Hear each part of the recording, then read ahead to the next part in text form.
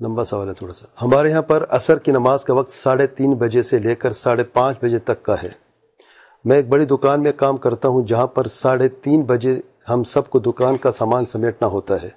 سامان زیادہ ہونے کی وجہ سے دکان کا مالک اس وقت کسی کو باہر جانے یا اور کچھ کام کرنے نہیں دیتا. سامان سمیٹتے وقت ہی ہماری گاڑی آ جاتی ہے جو ہم سب کو لے کر نکلتی ہے اور گھر پر پہنچتے پہنچتے مغرب کا وقت شروع ہو جاتا ہے اور ہمارے عصر کی نماز رہ جاتی ہے.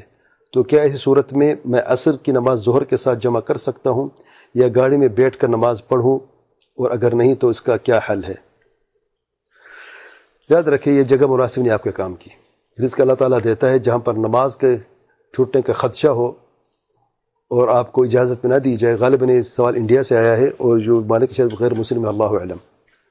لیکن اگر ایسی جگہ آپ کام کرتے ہیں تو سب سے پہلی بات یہ کام کرنے کی جگہ آپ کی مناسب نہیں ہے. رہی بات اس وقت آپ نے کرنا کیا ہے، آپ جمع نہیں کر سکتے بغیر عذر شرعی آپ کے پاس یہاں پہ نہیں ہے. آپ ایک کام کریں، کیونکہ آپ کو قضاء حاجت سے کوئی روک نہیں سکتا. قضاء حاجت کا آپ کو اجازت دیتے ہیں تو قضاء حاجت میں جب آپ جائیں وضو فوراً کر لیں اور آپ بے شک بغیر جماعت کی نماز وہاں پہ پڑھ لیں جب تک کہ آپ کو کوئی دوسرا کام نہیں ملتا.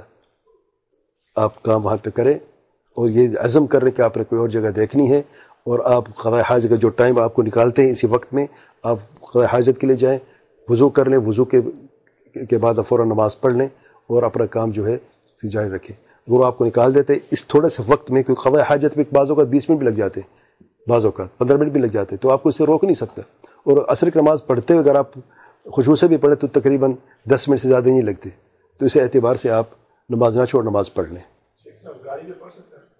گاڑی میں بیٹھ کے نہیں پڑھ سکتا نا، کیسے پڑھے گا؟